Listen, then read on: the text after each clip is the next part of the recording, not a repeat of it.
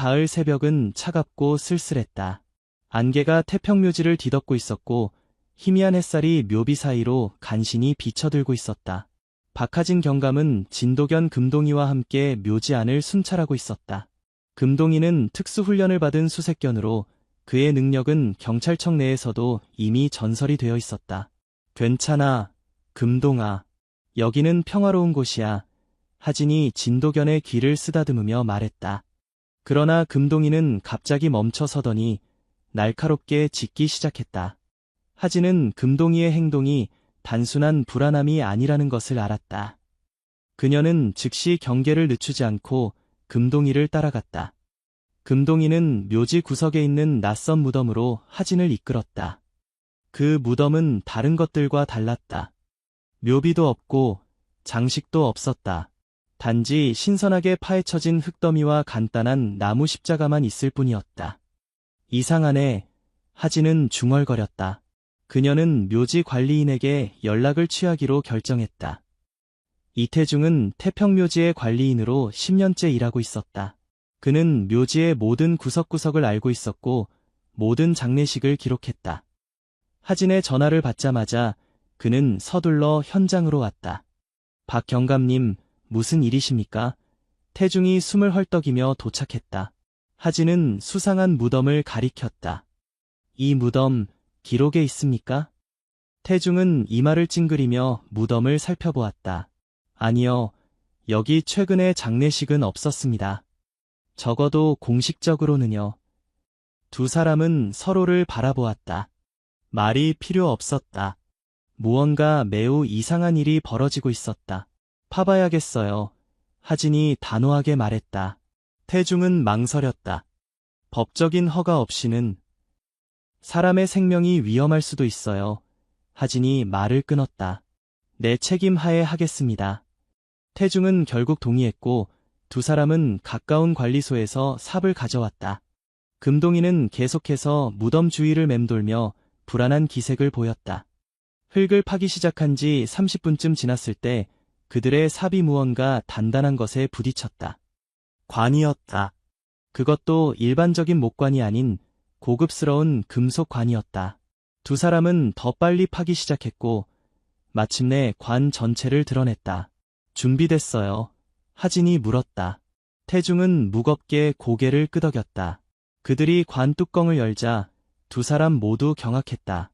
관 안에는 젊은 남자가 누워 있었다. 그의 손과 발은 묶여 있었고 입에는 테이프가 붙어 있었다.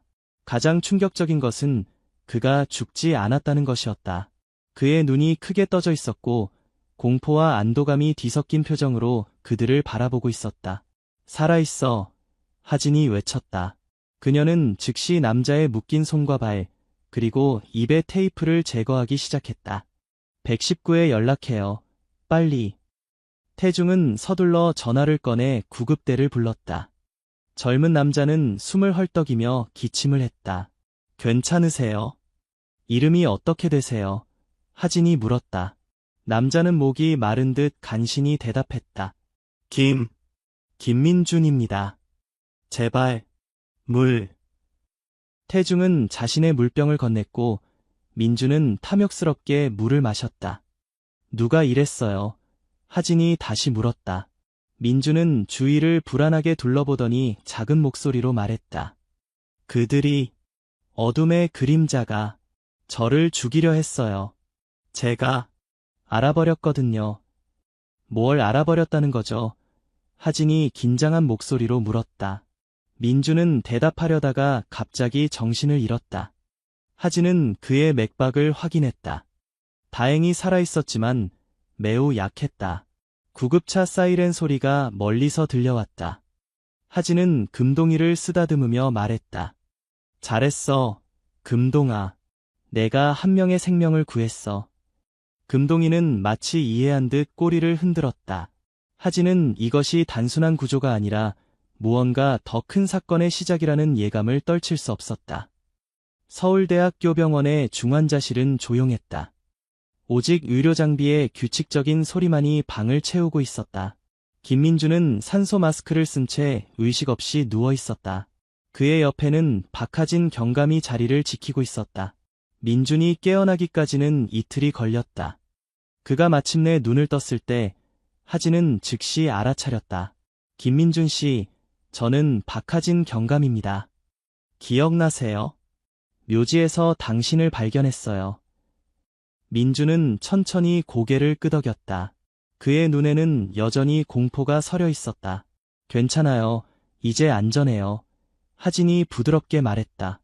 무슨 일이 있었는지 말해줄 수 있을까요? 민준은 천천히 숨을 내쉬었다. 저는 김정한 회장의 아들입니다. 하진은 놀랐다. 김정한은 대한민국 최대 사이버 보안 기업 세이프넷의 CEO였다.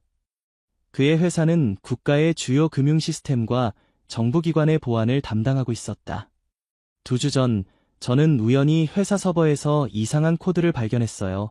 민준이 계속했다. 그것은 백도어였습니다.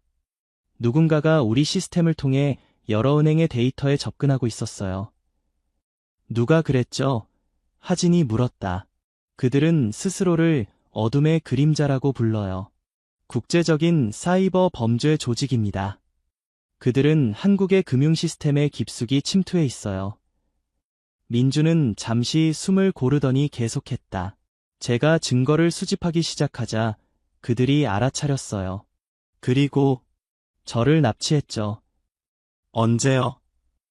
일주일 전이요. 퇴근길에 누군가가 저를 공격했어요. 그 다음은 기억이 잘 나지 않습니다. 제가 깨어났을 때는 이미 관 안이었어요. 하진은 등골이 오싹해지는 것을 느꼈다. 살아서 묻히는 것보다 더 끔찍한 고문은 없을 것이다. 그런데 어떻게 살아남을 수 있었어요? 하진이 물었다. 민주는 쓰게 웃었다. 그들은 제가 죽기를 원했지만 천천히요. 고통스럽게. 그래서 산소통을 작게 넣어두었어요. 제가 오래 괴로워하다 죽기를 바랐던 거죠. 그 증거는 어디 있나요? 하진이 물었다. 민주는 잠시 망설이더니 작은 목소리로 말했다. 제 몸에요. 그들이 저를 수색했지만 못 찾았어요. 제 펜, 관 안에도 함께 있었어요. 그게 USB입니다. 하진은 즉시 증거팀에 연락했다. 민준의 소지품이 있는 곳으로 가서 펜을 확인해달라고 요청했다. 민준 씨, 혹시 당신을 납치한 사람들 중 누구 얼굴이라도 봤나요?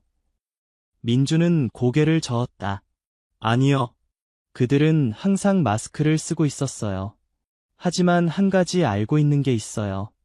그들 중 한 명은 경찰이었습니다. 하진은 충격을 받았다. 어떻게 알았어요?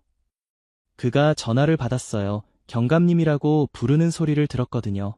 그리고 그는 경찰 무전기도 가지고 있었어요.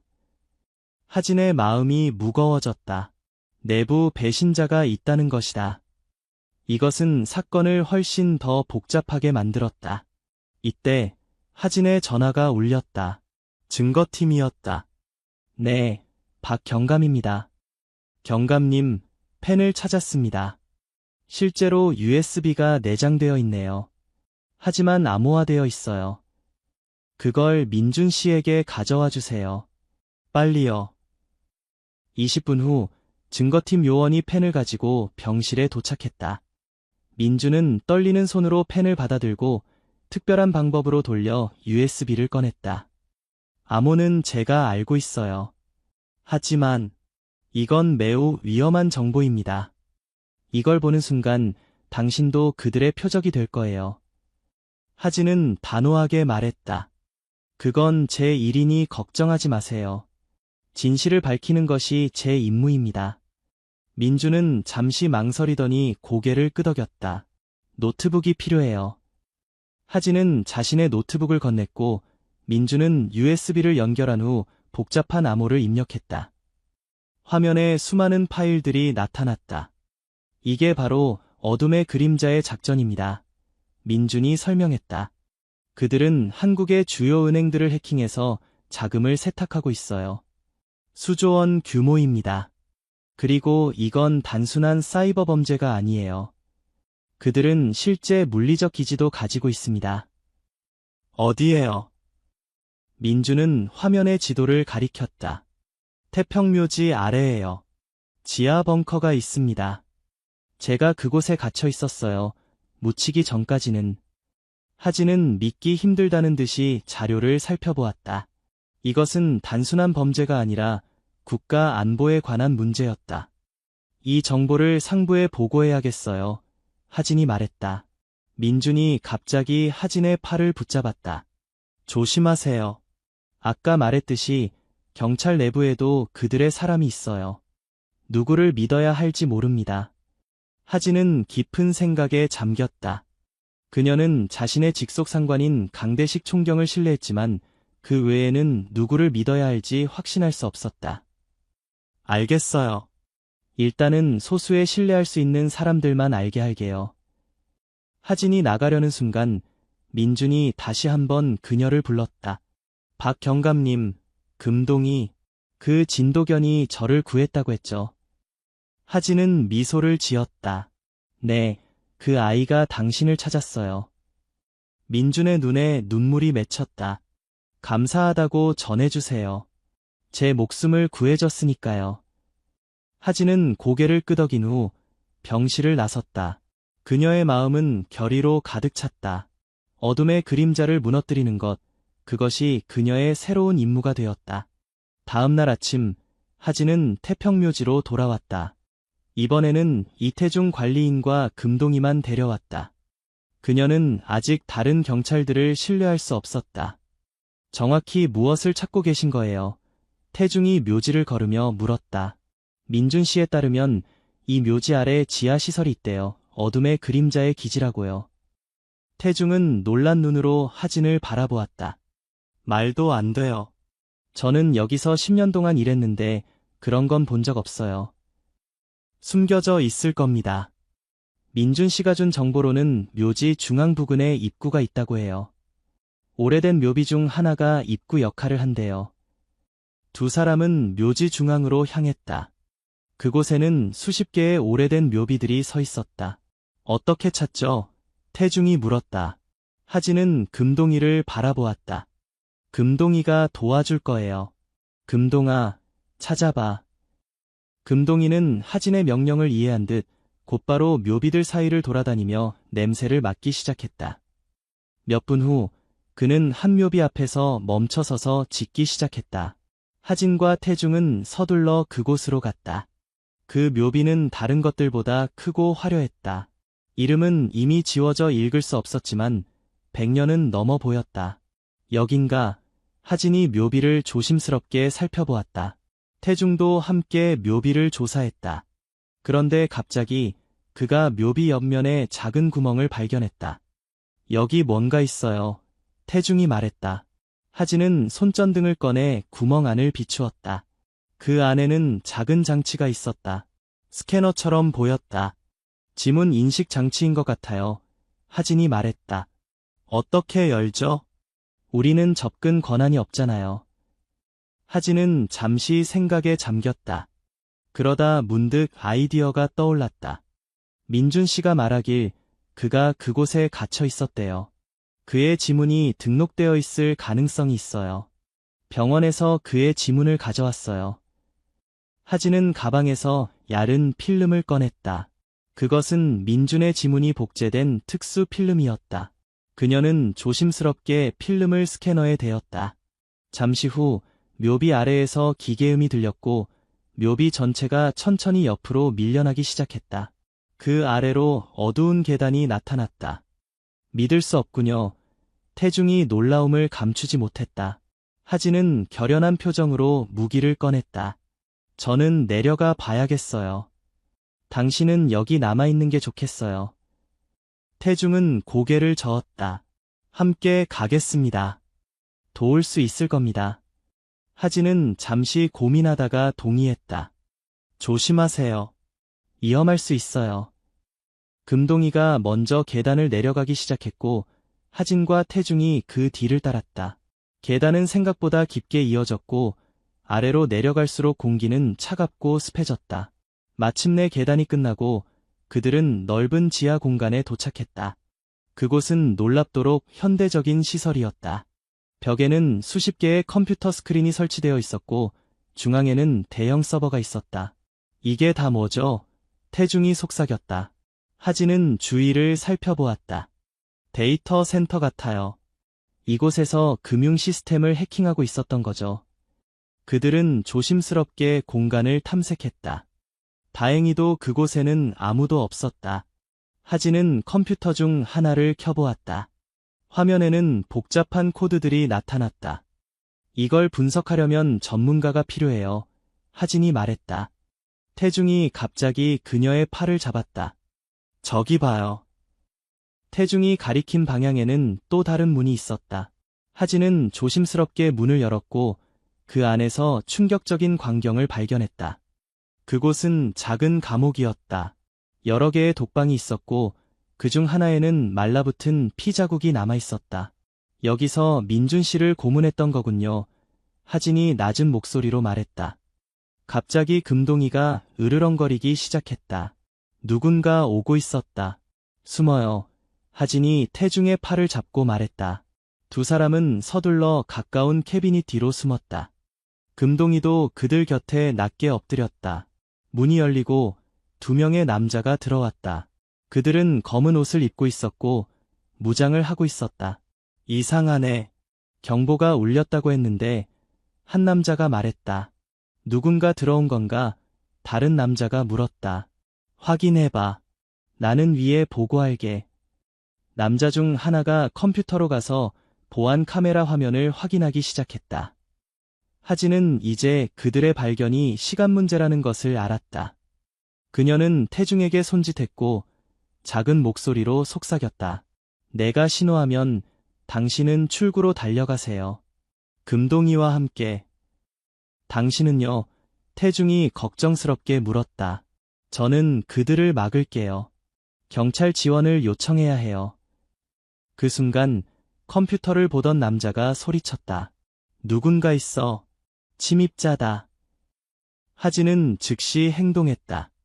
지금이에요. 그녀는 숨어있던 곳에서 뛰쳐나와 총을 들고 외쳤다. 경찰이다. 움직이지 마. 두 남자는 놀랐지만 곧바로 무기를 꺼내 응사했다. 총성이 좁은 공간에 울려 퍼졌다. 태중은 금동이와 함께 출구를 향해 달렸다. 하진은 계속해서 사격을 가하며 그들의 탈출을 엄호했다. 한 발의 총알이 하진의 어깨를 스쳐 지나갔다. 그녀는 날카로운 통증을 느꼈지만 계속해서 대응 사격을 했다. 마침내 그녀는 두 남자 중 한 명의 다리를 맞추었고 그는 쓰러졌다. 다른 한 명은 계속해서 사격을 가했지만 하진은 그의 공격을 피하며 출구를 향해 후퇴했다. 계단에 도착한 하진은 태중과 금동이가 이미 위로 올라가고 있는 것을 보았다. 그녀도 서둘러 계단을 오르기 시작했다. 그러나 갑자기 아래에서 폭발음이 들렸다. 충격파가 계단을 타고 올라왔고 하진은 거의 넘어질 뻔했다. 그들이 증거를 없애려고 해요. 하진이 외쳤다. 빨리. 세 사람은 필사적으로 계단을 올라 마침내 지상에 도착했다. 그들이 밖으로 나오자마자 지하에서 더 큰 폭발이 일어났고 묘비 입구가 무너지기 시작했다.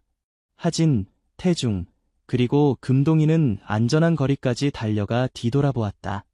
묘비는 완전히 무너졌고 지하로 가는 길은 봉쇄되었다. 이제 어떻게 해요? 태중이 숨을 헐떡이며 물었다. 하진은 결연한 표정으로 말했다. 지원을 요청해야겠어요. 이건 우리 둘이 감당할 수 있는 일이 아니에요. 그녀는 전화를 꺼내 강대식 총경에게 전화를 걸었다. 짧게 상황을 설명한 후 그녀는 태중에게 말했다. 특수부대가 오고 있어요. 그때까지 우리는 이곳을 지켜야 합니다. 태중은 고개를 끄덕였다. 금동이는 계속해서 주변을 경계하고 있었다. 하진은 다시 한번 무너진 입구를 바라보았다. 그녀는 어둠의 그림자가 이 정도로 쉽게 물러나지 않을 것을 알고 있었다. 이것은 시작에 불과했다. 진짜 전쟁은 이제부터였다. 특수부대가 도착하는 데는 30분이 걸렸다. 강대식 총경이 직접 현장에 나타났다. 그는 50대 중반의 단단한 체격의 남자로 오랜 경찰 생활의 흔적이 얼굴에 깊게 새겨져 있었다. 박경감, 상황 보고에 강 총경이 현장에 도착하자마자 물었다. 하진은 모든 것을 설명했다. 김민준의 구조부터 지하 시설의 발견, 그리고 총격전과 폭발까지. 강 총경은 심각한 표정으로 들었다. 증거는 폭발로 대부분 파괴됐을 겁니다. 하지만 민준 씨가 가지고 있는 USB에 많은 정보가 있어요.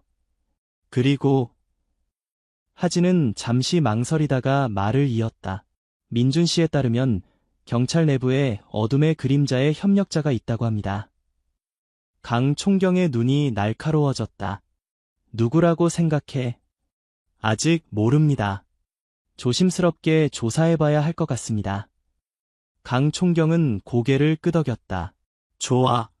이 작전은 최고 기밀로 진행하자. 내가 직접 특별팀을 꾸릴게.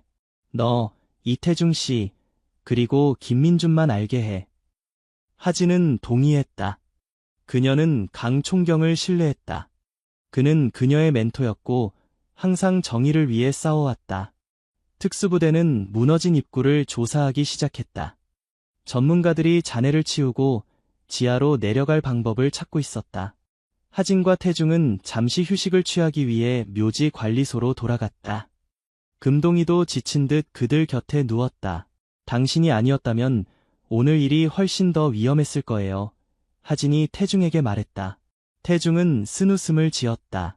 저는 그저 묘지 관리인일 뿐입니다. 이런 일은 처음이에요. 아니요, 당신은 용감하고 침착했어요. 좋은 동료였습니다. 두 사람은 잠시 침묵 속에 앉아 있었다. 그때 하진의 전화가 울렸다. 병원이었다. 네, 박하진입니다. 박경감님, 빨리 오셔야 할 것 같습니다. 김민준 씨가 위험합니다. 하진은 즉시 자리에서 일어났다. 무슨 일이죠? 방금 누군가가 환자를 해치려 했습니다. 경비원이 막았지만 또 시도할지 모릅니다. 곧 가겠습니다. 하진은 태중에게 상황을 설명했다. 민준 씨가 위험해요. 병원에 가봐야 합니다. 저도 함께 가겠습니다. 태중이 말했다. 두 사람은 강 총경에게 상황을 알린 후 금동이와 함께 병원으로 향했다. 서울대학교 병원에 도착했을 때 그들은 중환자실 앞에 경찰들이 배치된 것을 볼 수 있었다.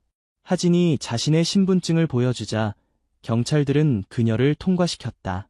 민주는 침대에 앉아 있었다.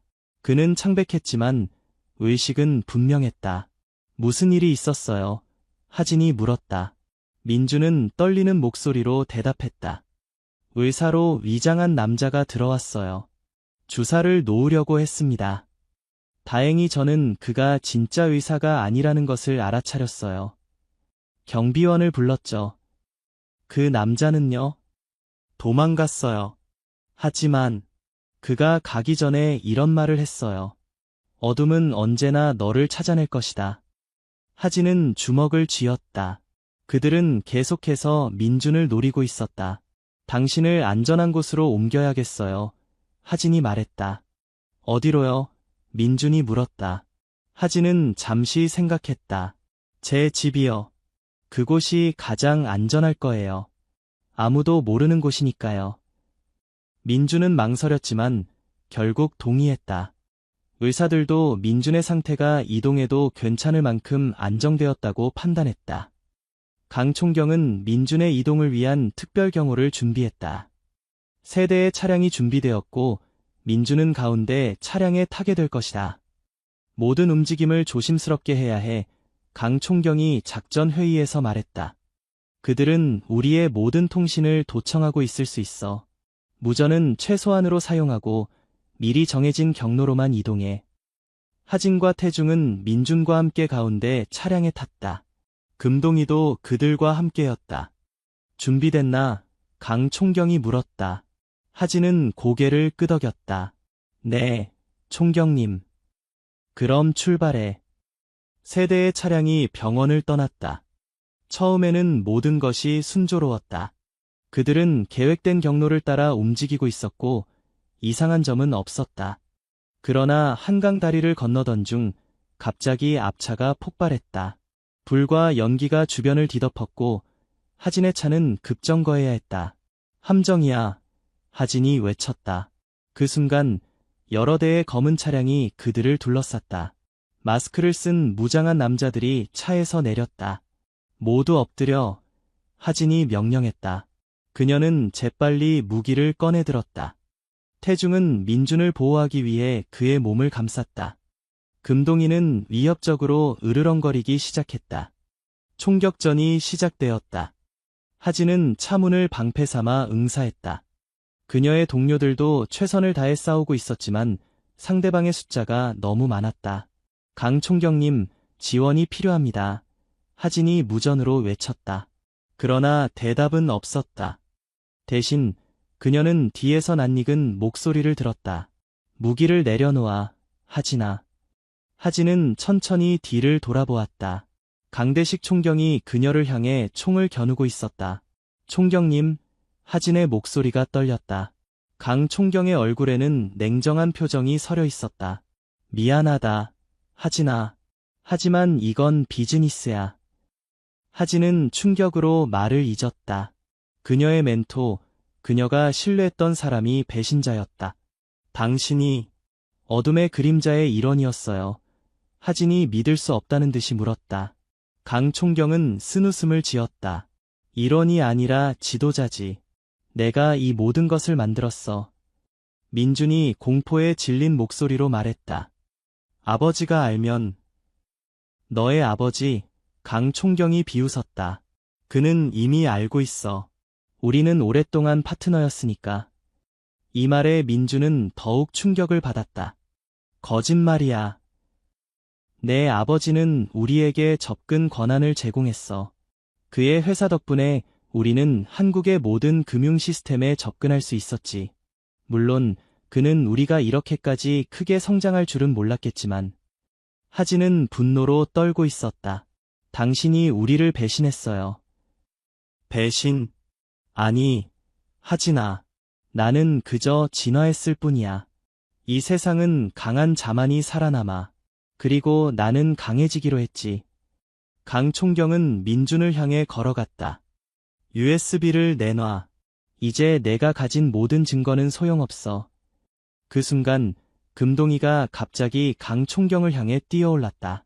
강 총경은 놀라 뒤로 물러섰고 그 틈을 타 하진은 총을 겨누었다. 움직이지 마세요, 총경님.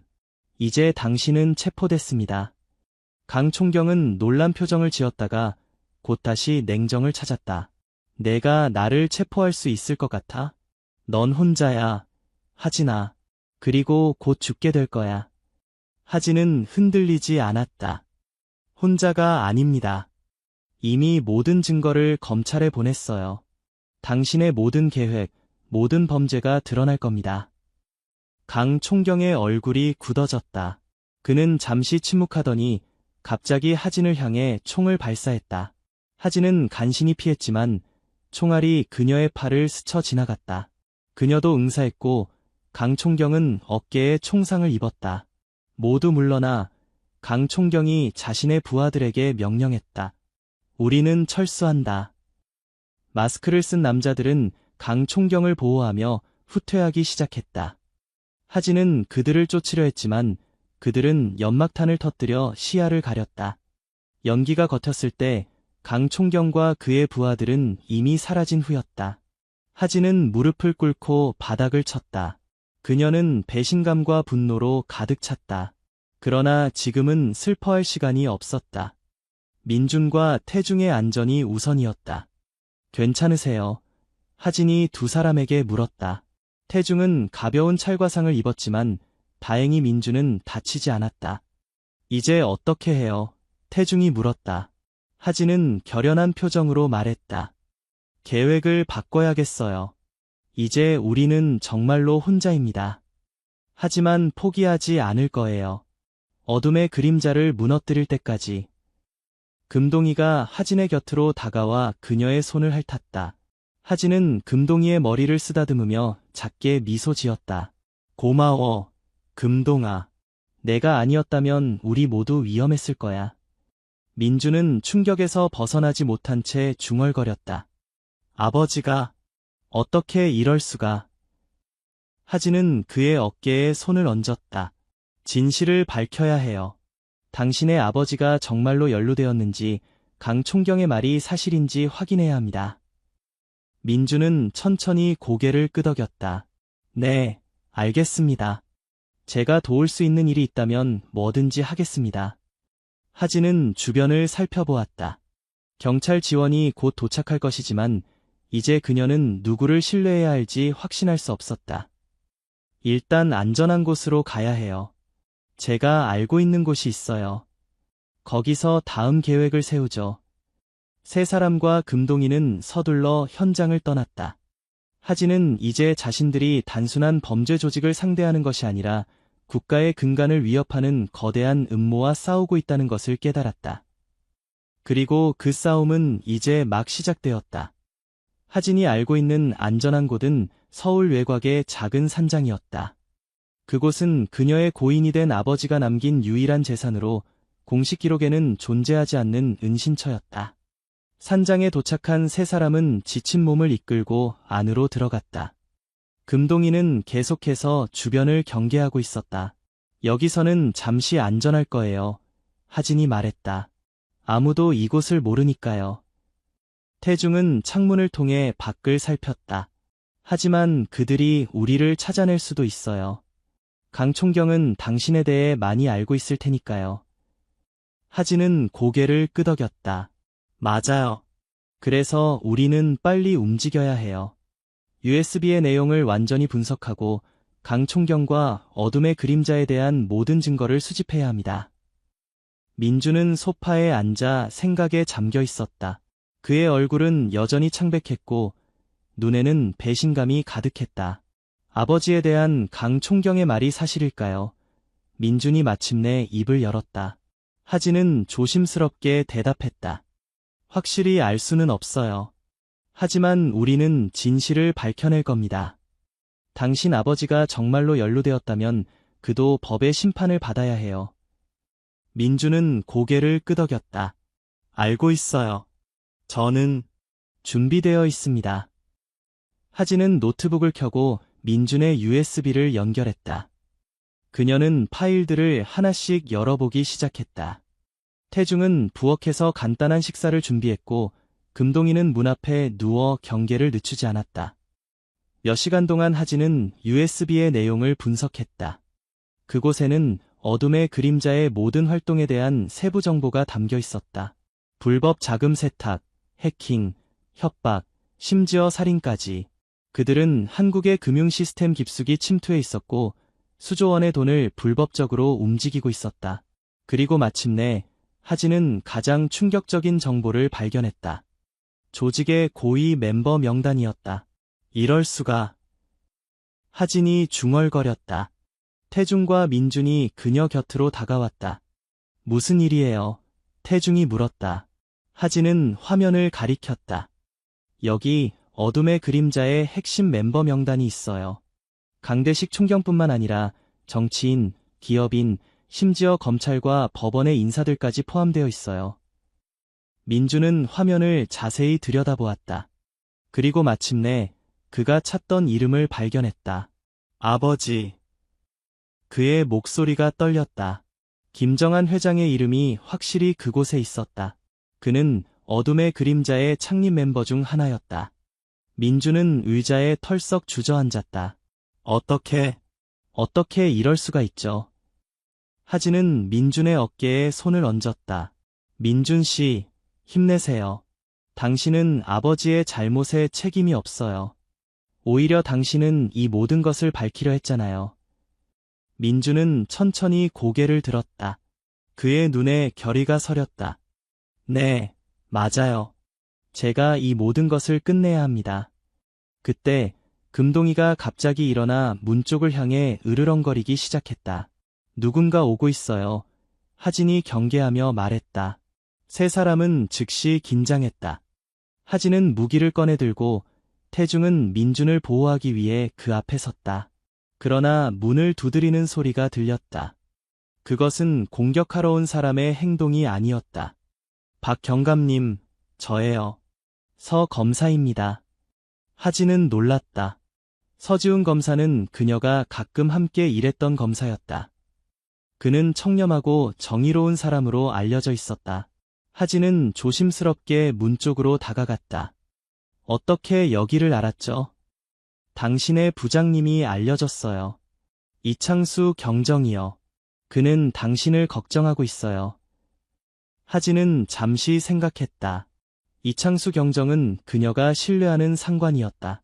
하지만 이제 그녀는 누구도 완전히 믿을 수 없었다. 증명해보세요. 하진이 요구했다. 잠시 침묵이 흘렀다. 그리고 서 검사의 목소리가 다시 들렸다. 3년 전 우리는 함께 황제의 각 사건을 조사했죠. 당시 저는 당신에게 빚을 졌어요. 당신이 위험을 무릅쓰고 중요한 증인을 보호했기 때문에 우리는 그 사건을 해결할 수 있었습니다. 하진은 안도했다. 그 사건은 그들 둘만 알고 있는 비밀이었다.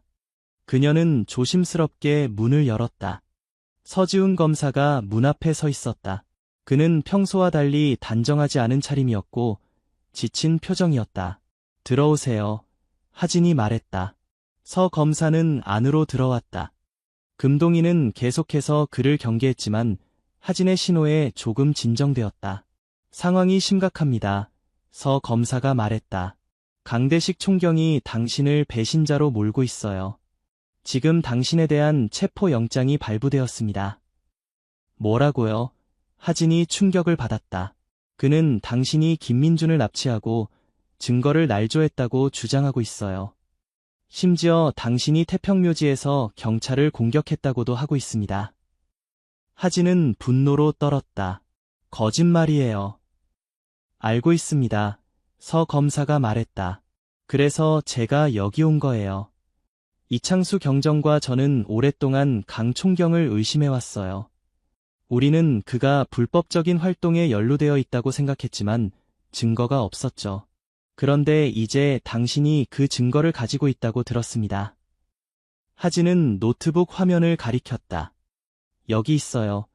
어둠의 그림자의 모든 활동 기록과 멤버 명단까지. 서 검사는 화면을 살펴보았다. 그의 얼굴에 충격과 결의가 교차했다.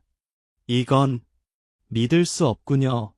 이 정도 규모일 줄은 몰랐습니다. 어떻게 해야 하죠? 하진이 물었다. 서 검사는 잠시 생각한 후 말했다. 이 증거를 검찰총장에게 직접 가져가야 합니다. 윤 총장은 제가 완전히 신뢰하는 사람입니다. 그는 이 사건을 특별수사팀에 배정할 것이고 우리는 어둠의 그림자의 모든 멤버를 일제히 체포할 수 있을 겁니다. 하진은 고개를 끄덕였다. 하지만 우리가 검찰청까지 안전하게 갈 수 있을까요? 강 총경은 이미 모든 경찰을 동원해 우리를 찾고 있을 텐데요. 그래서 제가 여기 온 겁니다. 서 검사가 말했다. 제가 직접 당신들을 호위하겠습니다. 이창수 경정도 몇몇 신뢰할 수 있는 경찰들과 함께 지원할 겁니다. 태중이 끼어들었다. 언제 출발하나요? 지금 당장이요. 서 검사가 대답했다. 밤이 되면 더 위험해질 겁니다. 모두가 동의했다. 그들은 서둘러 준비를 마쳤다. 하진은 USB의 내용을 백업하고 민주는 추가 증거를 정리했다. 태중은 금동이의 물과 음식을 챙겼다. 30분 후 그들은 서 검사의 차에 올랐다. 이창수 경정과 그의 팀은 다른 차로 그들을 호위할 것이다. 모두 준비됐나요? 서 검사가 물었다. 하진은 고개를 끄덕였다. 네, 가시죠. 차는 산장을 떠나 서울 시내로 향했다. 하진은 창밖을 바라보며 생각에 잠겼다. 그녀는 이 모든 것이 끝나면 어떻게 될지 상상해 보았다. 강 총경과 어둠의 그림자의 멤버들이 체포되고 정의가 실현되는 모습을. 그러나 그녀는 이 싸움이 쉽지 않을 것임을 알고 있었다. 적들은 강력했고 사회 곳곳에 퍼져 있었다. 하지만 그녀에게는 진실이 있었다. 그리고 그 진실은 언젠가는 반드시 승리할 것이다. 금동이가 그녀의 무릎에 머리를 얹었다. 하진은 미소를 지으며 진도견의 머리를 쓰다듬었다. 고마워, 금동아. 내가 아니었다면 이 모든 것이 불가능했을 거야. 차는 서울 시내를 향해 계속 달렸다. 해가 지기 시작하면서 도시의 불빛이 하나둘 켜지기 시작했다. 하진은 계속해서 주변을 경계했다. 그들을 따라오는 수상한 차량이 있는지, 도로 위에 검문소가 설치되어 있는지 계속 확인했다. 곧 검찰청에 도착합니다. 서 검사가 말했다. 윤 총장님은 우리를 기다리고 계십니다. 그때 하진의 전화가 울렸다. 이창수 경정이었다. 박경감, 상황이 좋지 않아. 강 총경이 검문소를 설치했어. 당신들이 검찰청으로 가고 있다는 것을 알아낸 것 같아. 하진의 표정이 굳어졌다. 어떻게 알았을까요? 누군가 정보를 흘렸을 가능성이 높아. 조심해. 우린 다른 길로 가볼게. 전화가 끊겼다. 하진은 서 검사에게 상황을 설명했다. 우회로를 찾아야 합니다. 서 검사가 말했다. 하지만 이 시간대에 검찰청으로 가는 다른 길은 모두 막힐 거예요. 민준이 갑자기 말했다. 지하도로가 있어요. 제 아버지 회사가 정부와 함께 개발한 비상 통로입니다. 일반인들은 모르는 길이에요. 모두가 민준을 바라보았다. 어디에 있는데요? 하진이 물었다. 여기서 5km 정도 가면 있는 폐쇄된 터널 입구요. 그 터널은 지하로 이어져 도심 아래를 통과합니다. 검찰청 근처까지 갈 수 있어요. 서 검사는 즉시 방향을 바꾸었다. 안내해 주세요. 민준의 지시에 따라 그들은 폐쇄된 것처럼 보이는 오래된 터널 입구에 도착했다. 철문이 닫혀 있었지만 민준은 자신이 접근 코드를 알고 있다고 말했다. 아버지가 비상시를 대비해 알려주셨어요. 그는 철문 옆에 숨겨진 키패드에 코드를 입력했고 문이 천천히 열렸다. 안으로 들어가세요. 민준이 말했다. 차가 터널 안으로 들어가자 문이 다시 닫혔다. 터널 안은 어두웠지만 희미한 비상등이 켜져 있었다. 이 터널은 얼마나 길어요? 태중이 물었다. 약 10km 정도예요. 민준이 대답했다. 30분 정도 걸릴 겁니다. 그들은 터널을 통해 계속 진행했다. 하진은 이창수 경정에게 그들의 새로운 경로를 알리려 했지만 터널 안에서는 전화 신호가 잡히지 않았다. 신호가 안 잡히네요. 하진이 말했다. 이 터널은 전자파 차단 시설이 되어 있어요. 민준이 설명했다. 외부 통신은 불가능합니다. 하진은 불안함을 느꼈다. 그들은 이제 완전히 고립되어 있었다. 터널을 절반쯤 지났을 때 갑자기 앞쪽에서 불빛이 보였다. 저게 뭐죠? 하진이 긴장하며 물었다. 서 검사가 차를 감속했다. 차가 있는 것 같아요. 불빛이 점점 가까워졌고 마침내 그들은 터널 중간에 가로막고 있는 검은 차량 여러 대를 볼 수 있었다. 함정이에요. 하진이 외쳤다. 서 검사는 급하게 브레이크를 밟았다. 어떻게 이곳을 알았을까요? 하진은 갑자기 민준을 바라보았다. 당신만 이 터널에 대해 알고 있었잖아요. 민준은 공포에 질린 표정으로 고개를 저었다. 저는 아무것도 한 게 없어요. 정말이에요. 그때 검은 차량에서 여러 명의 무장한 남자들이 내렸다. 그들 중 한 명이 앞으로 나섰다. 그것은 강대식 총경이었다. 여기까지입니다. 박경감, 강 총경이 확성기를 통해 말했다. 더 이상 도망칠 곳은 없어요. 하진은 서 검사를 바라보았다. 이제 어떻게 해요? 서 검사는 침착하게 대답했다. 제가 나가서 그들과 대화해 보겠습니다. 당신들은 여기 있으세요. 위험해요. 하진이 말했다. 걱정 마세요. 저는 검사입니다. 그들도 함부로 저를 해칠 수는 없을 거예요. 서 검사는 차에서 내려 강 총경을 향해 걸어갔다. 하진은 창문을 통해 그들의 대화를 지켜보았지만 그들의 목소리는 들리지 않았다. 몇 분 후 서 검사가 돌아왔다. 그의 표정은 심각했다. 어떻게 됐어요? 하진이 물었다. 그들은 우리가 USB를 넘기면 모두를 풀어주겠다고 합니다. 믿을 수 없어요. 하진이 말했다. 저도 그렇게 생각합니다. 서 검사가 동의했다. 하지만 선택의 여지가 없어요. 우리는 지금 완전히 포위되어 있습니다. 민준이 끼어들었다. USB를 넘겨주세요. 제가 복사본을 만들어 두었어요. 하진과 서 검사는 놀랐다. 언제요? 하진이 물었다. 산장에서요. 모든 파일을 제 클라우드 계정에 업로드했어요. 암호화되어 있어서 제가 접근 코드를 입력하지 않으면 아무도 볼 수 없습니다. 하진은 잠시 생각했다.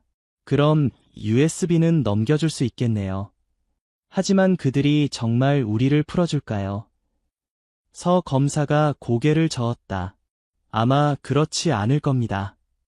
하지만 저는 한 가지 계획이 있어요. 그는 낮은 목소리로 그의 계획을 설명했다. 모두가 긴장했지만 다른 선택지가 없었다. 좋아요. 하진이 결정했다. 그렇게 합시다. 서 검사는 다시 차에서 내려 강 총경에게 돌아갔다. 그는 USB를 건넸고 강 총경은 만족한 듯 웃었다. 현명한 선택이군. 강 총경이 말했다. 이제 그들을 내보내세요. 서 검사는 하진, 민준, 태중, 그리고 금동이를 차에서 내리게 했다. 그들은 천천히 강 총경 쪽으로 걸어갔다. 그러나 갑자기 터널 양쪽 끝에서 요란한 사이렌 소리가 들렸다. 수십 대의 경찰차와 특수부대 차량이 터널 양쪽에서 접근하고 있었다. 뭐야? 강 총경이 당황했다. 서 검사는 미소를 지었다. 당신은 덫에 걸렸습니다. 강 총경님. 이 모든 것은 함정이었어요. 사실 서 검사와 이창수 경정은 이미 계획을 세워두었다. 그들은 일부러 강 총경이 자신들의 위치를 알아내도록 정보를 흘렸고 그가 함정을 파도록 유도했다. 그동안 이창수 경정은 윤 총장의 지시로 특수부대를 배치해 터널 양쪽을 봉쇄하고 있었다. 체포합니다. 강대식 총경, 이창수 경정이 확성기를 통해 외쳤다. 당신과 당신의 부하들은 모두 무기를 내려놓고 항복하세요. 강 총경의 얼굴이 분노로 일그러졌다. 그는 갑자기 하진을 향해 총을 겨누었다. 한 발짝이라도 더 가까이 오면 그녀를 쏘겠다. 모두가 얼어붙었다. 하진은 강 총경의 총구를 바라보며 숨을 죽였다.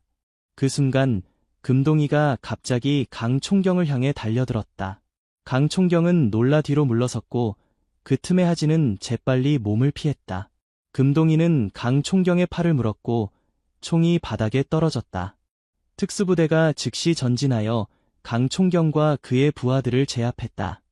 몇몇은 도망치려 했지만 터널 양쪽이 모두 봉쇄되어 있어 곧 체포되었다. 다 끝났어요. 이창수 경정이 하진에게 다가와 말했다. 하진은 안도의 한숨을 내쉬었다. 금동이가 그녀에게 달려와 기쁘게 짖었다. 고마워, 금동아. 하진이 진도견을 껴안으며 말했다. 내가 또 한 번 우리를 구했구나. 서 검사는 강 총경을 체포하는 과정을 지켜보고 있었다. 이제 USB를 돌려받을 수 있을까요? 필요 없어요. 민준이 말했다. 이미 모든 파일이 윤 총장님께 전송되었습니다. 제 클라우드 계정 접근 코드를 보내드렸어요. 서 검사는 놀란 표정을 지었다가 곧 미소를 지었다. 잘했습니다. 민준 씨. 다음 날 전국의 뉴스는 어둠의 그림자 조직의 검거 소식으로 가득 찼다. 강대식 총경을 비롯한 수십 명의 고위 인사들이 체포되었고 김정한 회장도 해외 도피 중 인터폴에 의해 검거되었다. 하진은 사무실에서 그 뉴스를 보고 있었다. 태중과 민준도 그녀와 함께 있었다. 이제 어떻게 되는 거죠? 태중이 물었다. 긴 재판이 있을 겁니다. 하진이 대답했다. 하지만 증거가 충분하니 모두 유죄를 면치 못할 거예요. 민준은 창밖을 바라보고 있었다. 그의 눈에는 슬픔과 결의가 함께 서려 있었다. 아버지는 어떻게 되나요? 그가 물었다. 하진은 부드럽게 대답했다. 그도 법의 심판을 받게 될 거예요. 하지만 당신이 진실을 밝히는 데 도움을 주었기 때문에 법원이 그 점을 고려할 수도 있어요. 민주는 고개를 끄덕였다. 이해합니다. 그리고 저는 후회하지 않아요. 옳은 일을 했으니까요. 사무실 문이 열리고 서지훈 검사가 들어왔다. 그의 표정은 밝았다. 좋은 소식이 있습니다. 그가 말했다. 윤 총장님께서 특별한 포상을 준비하셨어요. 박 경감님은 승진이 확정되었고 태중 씨와 민준 씨에게는 특별 표창이 수여될 예정입니다. 모두가 기뻐했지만 하진은 문득 생각이 났다. 금동이는요? 서 검사는 미소를 지었다. 물론 잊지 않았습니다. 금동이는 국가 유공동물로 지정될 예정이에요. 특별 훈장도 받게 됩니다. 마치 자신의 이름을 들은 것처럼 금동이가 사무실로 들어왔다. 그는 하진의 곁으로 다가와 꼬리를 흔들었다. 하진은 금동이의 머리를 쓰다듬으며 말했다. 들었어, 금동아. 넌 이제 진짜 영웅이야. 금동이는 마치 이해한 듯 기쁘게 짖었다. 모두가 웃음을 터뜨렸다. 그날 저녁, 하진은 금동이와 함께 한강공원을 산책했다. 해가 지고 있었고 강물은 붉은 빛으로 물들어 있었다. 우리는 좋은 일을 했어, 금동아, 하진이 말했다. 어둠을 밝히고 진실을 찾았지. 금동이는 조용히 그녀 곁을 걸었다. 때때로 멈춰 주변을 살피기도 했지만 이제는 더 이상 위험을 감지하지 않는 듯했다. 하진은 하늘을 바라보았다. 어둠이 내리기 시작했지만 그녀는 더 이상 두렵지 않았다. 어둠 속에서도 빛은 항상 존재하기 때문이다. 그리고 금동이와 같은 영웅이 있는 한 어둠은 결코 승리할 수 없을 것이다. 집에 가자, 금동아, 하진이 말했다. 내일도 긴 하루가 기다리고 있어. 금동이는 기쁘게 짖으며 그녀를 따랐다. 두 사람의 실루엣이 해 질녘의 강변을 따라 천천히 사라져갔다. 그들 뒤로 서울의 불빛이 하나둘 켜지기 시작했다. 어둠은 물러가고 새로운 빛이 도시를 채우고 있었다.